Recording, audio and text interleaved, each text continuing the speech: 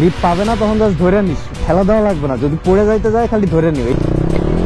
আমি স্পিডে আসলে সমস্যা নাই বুঝছিস, এক গিয়ারেও বাইক পারতেছে না, মারান্তন জয় করেই ফেলি। এই জায়গাটা আসলে একটু ডেঞ্জারাসই ছিল।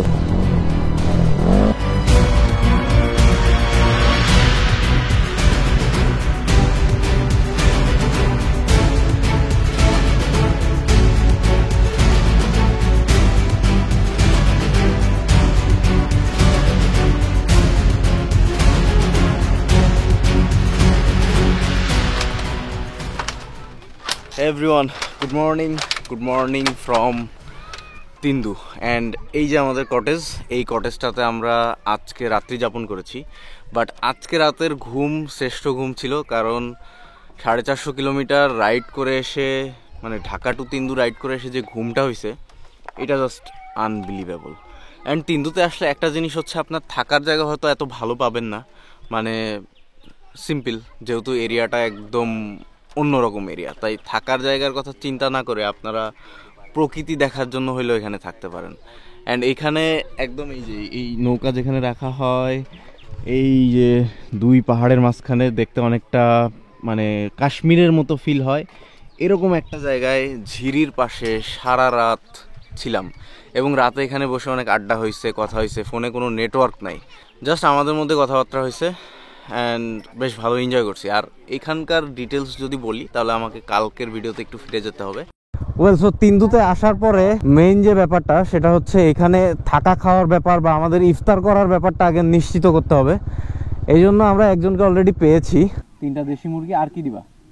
আলু ভর্তা আর ভাত, তারপরে ডাল আলু ভর্তা, দেশি মুরগি, ভাত। ঠিক আছে, এটা সব মিলায় কত? 200। হ্যাঁ 200, ঠিক আছে, সমস্যা নেই। তুমি কি আমাদের কথা বুঝতে পারতেছো তো? সব ক্লিয়ার? জি ক্লিয়ার। তাহলে এখন আমাদের ব্যাগ ট্যাগ গুলো আমরা নিয়ে চলো ওখানে যাই। বাইক নিয়ে যাওয়া যাবে? হ্যাঁ বাইক নিয়ে যাওয়া যাবে। তাহলে চল বাইক নিয়ে যাই। সব আমরা পেয়ে গেছি, কথা বলছি। অ্যান্ড এই যে লাস্ট যে টিনের ইয়াটা বললো আমাদেরকে, এইখানে আমরা থাকতে পারবো। অ্যান্ড আমাদের বাইকটাও একদম আমাদের এই থাকার জায়গার এখানটাতে রাখবো। এই জায়গাতে আসলে অনেকজন থাকতে পারে, আর এখানে আপনি মোটেও ভিআইপি পাবেন না, বাট স্টিল নাও এই জায়গাটা আমার কাছে ভিআইপি, কারণ এরকম ফিল আপনি কোথাও পাবেন না। একদম ঝিরির আওয়াজ, রাতের বেলা সব কিছু শান্ত হয়ে যাবে।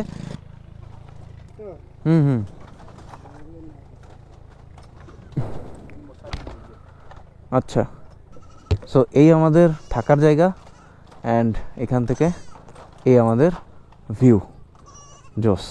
এখন এখানে গোসল হবে। এখানে গোসল শেষ করার পরে রাইডিংয়ের ক্লান্তি নিয়ে আমরা ঘুমিয়ে যাই, এবং ঘুম থেকে উঠতে উঠতে আমাদের হয়ে যায় রাত। ঘুম থেকে উঠে এখন ইফতার করতেছি। ইফতারের টাইম হচ্ছে এখানে 6টা বেজে 8 মিনিটে, বাট উঠতে উঠতে আমাদের 6টা বেজে 9 মিনিট হয়ে গেছে। অ্যান্ড তারপরে এদের খাবার আবার রেডি করতে করতে আরেকটু দেরি হয়ে গেছে, কথা বলতে পারতেছি না, হ্যাঁ এত খারাপ অবস্থা। অ্যান্ড আমাদের ইফতারে আমাদের আইটেম হিসাবে আছে এখানে ভাত, আলু ভর্তা, মুরগির মাংস, তবে এটা দেশি মুরগির মাংস। ইফতার বলেন বা ডিনার বলেন বা লাঞ্চ বলেন বা যাই বলেন, সেটাই করতেছি। সো কালকে যেহেতু এত বড় একটা রাইড দিয়ে দিছি, আজকে ঘুম থেকে উঠতে সিম্পলি একটু দেরি হয়ে গেছে। কয়টা বাজে? 11টা, 11:30 বাজে। এখন 11:30 বাজে আমরা ঘুম থেকে উঠছি। যদিও আমি আগে উঠছি, এরা দেখি উঠে না, আর ডিস্টার্বও করি নাই, কারণ যে রাইড দেওয়া হয়েছে পুরা শরীর ব্যথা ছিল, এখন পুরাটাই মানে এখন ক্লিন না। খালি শরীর ব্যথা, আমার হাতে ব্যথা, এখনো পায়ে ব্যথা কালকে আচার খাওয়ার পরে। না ওইটা তো আলাদা হিসাব, এমনি এখন বাকি তো ক্লিন, এমনি বাকি সবকিছু। আর যেহেতু এদিকে আসছি, তাই বান্দরবনের বাকি যে এরিয়াগুলো আছে এগুলো না ঘুরে যাব না। কিন্তু এদিকে আকাশের অবস্থা খুব একটা ভালো না, দেখেন আকাশে প্রচণ্ড মেঘ। অ্যান্ড যদি বৃষ্টি হয় তাহলে এই রাস্তার যে কি হবে কিচ্ছু বলা যাচ্ছে না। যে জায়গাটাতে ছিলাম ওখান থেকে বের হয়ে বাইকটা এসে যেভাবে রেখে দিচ্ছি একদম ওইভাবে আছে, আর টাচ করেও দেখি নাই যে বাইকের কি অবস্থা না অবস্থা। এই যে, আর এইদিকে লামের বাইকটার অবস্থা দেখাই কি হয়েছে। আর মোটামুটি এই সাইডে বেশি পড়ে নাই, পড়ছে হচ্ছে এই সাইডে। এই সাইডে এই যে এই ট্যাঙ্কটা টোটালি ফেটে গেছে, এইটা গন একদম, এখান থেকে পুরাটা বাদ হয়ে গেছে এটা।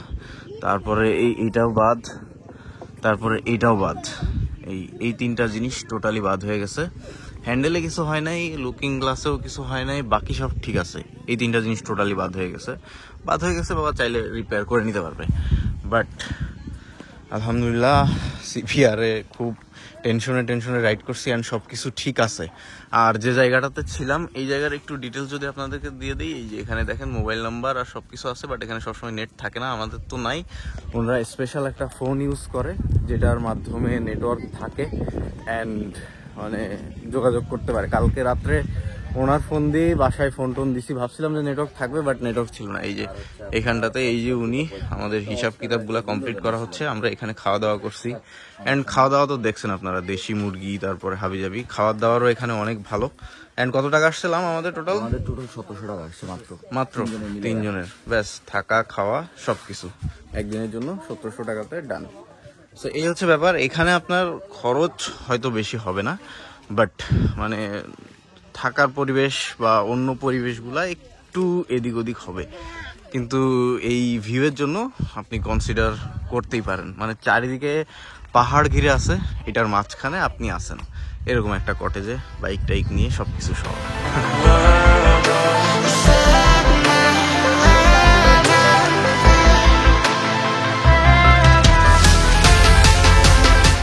ওকে, সো এই ওয়েদারে আমাদেরকে বেরিয়ে যেতে হচ্ছে। আমাদের বাইকগুলো রেডি, আমরাও ফুল রেডি এবং সব কিছু করে নিচ্ছি, যেহেতু জানেন রাস্তাটা খারাপ। সো আজকেও আমরা রোজা রাখছি, বাট সেহেরির টাইমে খাইতে পারি নাই। খাওয়া দাওয়াটা হচ্ছে আমরা 11টার দিকে করে নিছি, এদের একদম লাস্ট টাইম। এরপরে এরা সব কিছু বন্ধ করে দেয় মোটামুটি, তাই ওই টাইমেই করে নিছি। আর হোপসো থাকতে পারবো, আহামরি ওইরকম কোনো সমস্যা হবে বলে মনে হচ্ছে না। ওকে, সো তিন্দু আসলে অনেক সুন্দর জায়গা, ছেড়ে যেতে খারাপ লাগতেছে, বাট একদিন স্টে করার মতো সুন্দর একটা জায়গা তিন্দু। আজকে আমরা যেটা করব বেসিক্যালি পুরাটা উপরের দিকে উঠে যাব।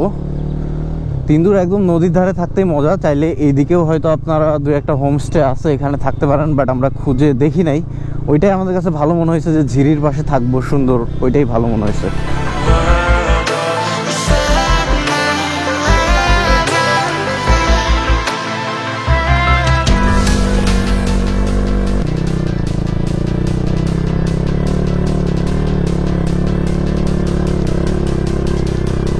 এক গিয়ারেও বাইক পারতেছে না।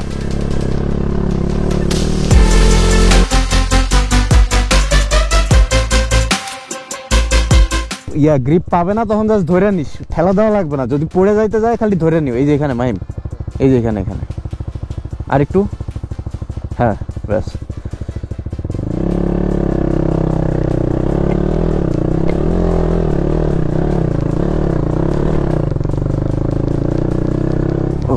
গড, মেলা কষ্টে তুলছি ভাই। এই জায়গাটা আসলে একটু ডেঞ্জারাসই ছিল। লাম স্পিডে আসলে সমস্যা নাই, বুঝছিস? আমি তো ডাবলিং ছিলাম, মাহিম রে নিয়ে উঠতে পারতাম না। গুড গুড, ব্যাস, শাবাশ, finally I am done. Yes, হ্যাঁ, আসার সময় লাম পেরেছে। You did it. এখন আমাদের তিন্দু জয় করা কমপ্লিট, বাট আমরা ডিসিশন নেই নাই কিন্তু আমরা কোন দিকে যাব। তো এখানে দাঁড়িয়ে 5 মিনিট একটু ম্যাপ ট্যাপ দেখলাম, এখানে স্থানীয় কয়েকজনের হেল্প টেল্প নিলাম। নিয়ে উদ্দেশ্য ছিল দুইটা, এক হচ্ছে মারায়ন্তং, দুই হচ্ছে তমাতুঙ্গি। মারায়ন্তং গেলে আলীকদমের দিকে যেতে হবে, আর তমাতুঙ্গি গেলে আবার আমরা যেদিক থেকে আসছি ওই দিকে যেতে হবে, থানচির দিকে। সো আমরা যেদিক থেকে আসছি, যে রোড একবার ঘুরে আসছি, ওই রোডে সেকেন্ড টাইম আমরা যাবো না, এই ডিসিশন নিছি আপাতত। যদি খুব দরকার হয় যাবো, কোনো প্যারা নাই। তো আরেকটা জিনিস কম্পেয়ার করলাম, যেটা হচ্ছে তমাতুঙ্গি আর মারায়ন্তং এর সৌন্দর্যটা কম্পেয়ার করলাম এখানকার স্থানীয়দের কাছ থেকে। তো স্থানীয়রা যেটা বললো, তমাতুঙ্গি অত বেশি উপরে না, মারায়ন্তংটা অনেক বেশি উপরে, ওখান থেকে পুরো ভিউটা দেখা যায়। তো আমরা উপরে যেতে পছন্দ করি, নিচে যেতে না। সো আমরা এদিক দিয়ে কক্সবাজারের যে রাস্তাটা আলীকদমের দিকে বের হয়ে গেছে, চকরিয়ার দিকে, এদিক দিয়ে বের হচ্ছি। আগে মারায়ন্তংটা জয় করি, তারপরে বাকি ডিসিশন আবার নিব। ডিসিশন মেক করতে আমাদের সময় লাগে না, জাস্ট 2 মিনিট লাগে। চকরিয়া যা বসবো, আবার যেদিকে ভালো লাগে, হয় কক্সবাজার নয় বান্দরবান ব্যাক। কিন্তু ঢাকা আর আজকে হচ্ছে না। না, ঢাকা আজকে এখনই লিস্টে নাই, হচ্ছে না বলে কোনো কথা নাই। মানে যে কোনো মুহূর্তে ডিসিশন চেঞ্জ হইতেই পারে আমাদের, এই আর কি। আর টায়ারের অবস্থা সবকিছু এখন পর্যন্ত অক্ষত আছে, সব ঠিক আছে আমাদের, মোটামুটি সমস্যা নাই। এখন আমরা আলীকদম হয়ে মারায়ন্তং যাবো। সো আলীকদমের দিকে আমরা যাত্রাটা শুরু করতেছি।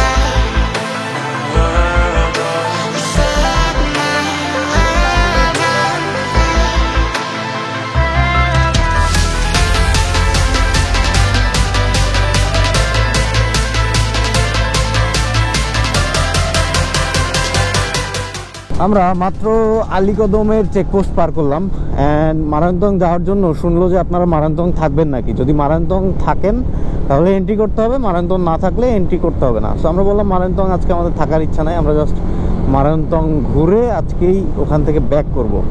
বলো আচ্ছা তাহলে চলে যান, এই আর কি। সো আমরা এই সামনে থেকে বামে ঢুকে যাবো, আলীকদম পার করে সামনে থেকে বামে ঢুকলে মারান্তংয়ের রাস্তা, এটাই হবে মনে হয়। এখানে বাজার আছে, মারান্তং এখান থেকে বেশি দূর না, বাট মনে হয় পুরাটাই কাঁচা রাস্তা। আচ্ছা এদিকে ওয়েদার তো খুব খারাপ, যদি বৃষ্টি হয়ে যায় তাহলে এই রাস্তায় ব্যাক করতে খুব কষ্ট হয়ে যাবে। ওই যে ওইটা হচ্ছে মারান্তংয়ের চূড়া, ওই উপরে। আমাদের শুরু হয়ে গেল ইটের সোলিংয়ের রাস্তা অ্যান্ড উপরে ওঠার যাত্রা। মারান্তং টোটালটা প্রচুর উপরে এবং মারান্তং থেকে ভালো ভিউ পাওয়া যায়। যদি আজকের ওয়েদার খারাপ, মারান্তং থেকে কেমন ভিউ পাবো জানি না, বাট দেখতে হবে। মারান্তংও একেবারে যে সহজ তা কিন্তু না, বেশ কঠিন একটা জার্নি।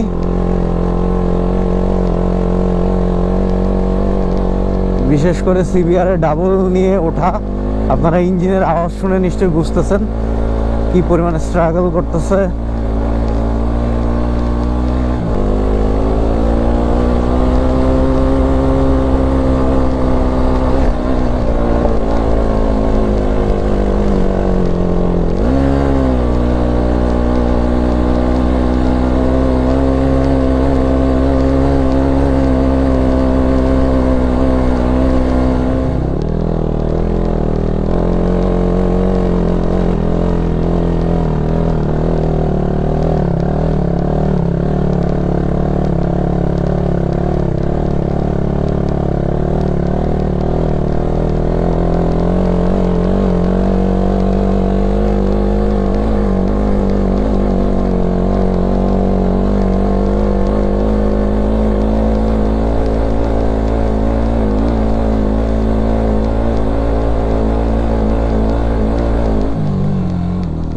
ইয়াস, আর একটুখানি বাকি, ওইটাও মারে দেবো, সমস্যা নাই।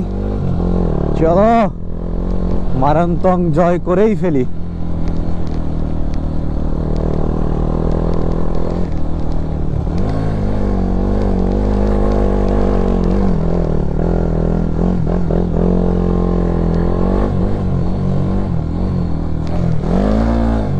ইয়েস,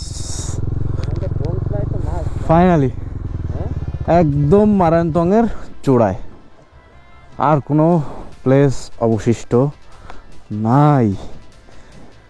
ওকে, বৃষ্টি আসার আগেই আমাদের এখান থেকে ড্রোন ফ্লাই করে সেফলি আমাদের এখান থেকে এক্সিট নিতে হবে। অ্যান্ড আকাশে প্রচুর মেঘ।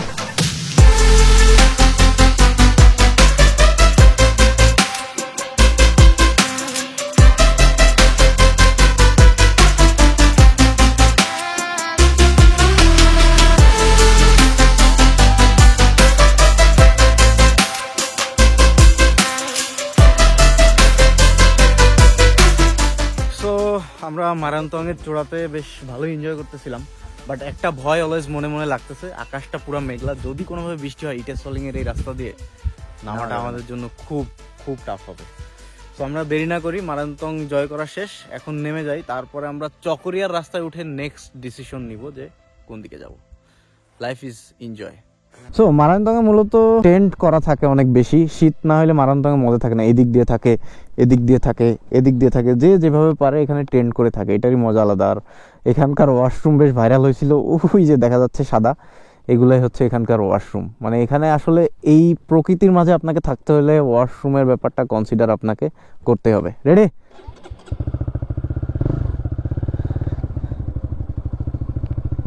মারান্তংয়ের চূড়া থেকে তাহলে নেমেই যাচ্ছি, আর অনেক খাড়া রাস্তা।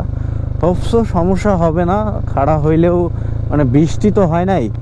আর আরেকটা ব্যাপার হচ্ছে ওই বালু টালুগুলা এখানে নাই, কিন্তু অতিরিক্ত খাড়া দুই একটা জায়গা, এইটাই হচ্ছে কষ্টের বিষয়। বাকিটা সব ঠিক আছে। দেখি, হ্যাঁ, সিবিআর নিয়ে খুব টেনশনে থাকি, কোনোভাবে একটু পড়ে গেলেও খুব ক্ষতি হয়ে যায় সিবিআরের। আর স্পোর্টস বাইক নিয়ে আসলে এই জন্য এগুলো জায়গায় আসা উচিত না কোনোভাবেই। ইঞ্জিন ব্রেকের উপরে পুরো নামায় দিচ্ছি, দেখেন একটা স্টেপ ডান, এরকম মনে হয় 15 থেকে 20টা স্টেপ নামতে হবে আস্তে আস্তে। নামতে নামতে একটা টিপস আপনাদেরকে দিতে পারি, সেটা হচ্ছে এগুলো জায়গায় স্পিড রাখবেন না, একদম আস্তে রাখবেন বাইকটা। তাতে করে যেটা হবে, পড়লেও যাতে বাইকের তেমন বেশি ক্ষতি না হয়। এই জায়গাটা খুবই ডেঞ্জারাস, এখানে ব্রেক করা যাবে না, আবার গ্রিপ যেখানে করে এখানে ব্রেক করা যাবে। এভাবে আর কি আপনাকে রাস্তা বুঝতে হবে অ্যান্ড রাস্তা সম্বন্ধে হালকা একটু স্টাডি করতে হবে। That's it. এখন আমাদের পাহাড়ি যাত্রা মোটামুটি শেষ, এখন আমরা আবার সমতলে রান করব। চলেন আমরা আগে চকরিয়া উঠি, তারপরে 2 মিনিটের একটা ব্রেকে ডিসিশন নিব যে কি করব। এখন তো খাওয়া দাওয়ার ব্রেকও নিতে পারি না, পানি খাওয়ার ব্রেকও নিতে পারি না, মাত্র দুপুর 2টা 15 বাজে। তো শেষবারের মতো পাহাড় দেখতেছি, আর মাত্র 15 কিলোমিটারের ভিতরে আমরা টোটালি পাহাড় এরিয়া থেকে বের হয়ে যাচ্ছি।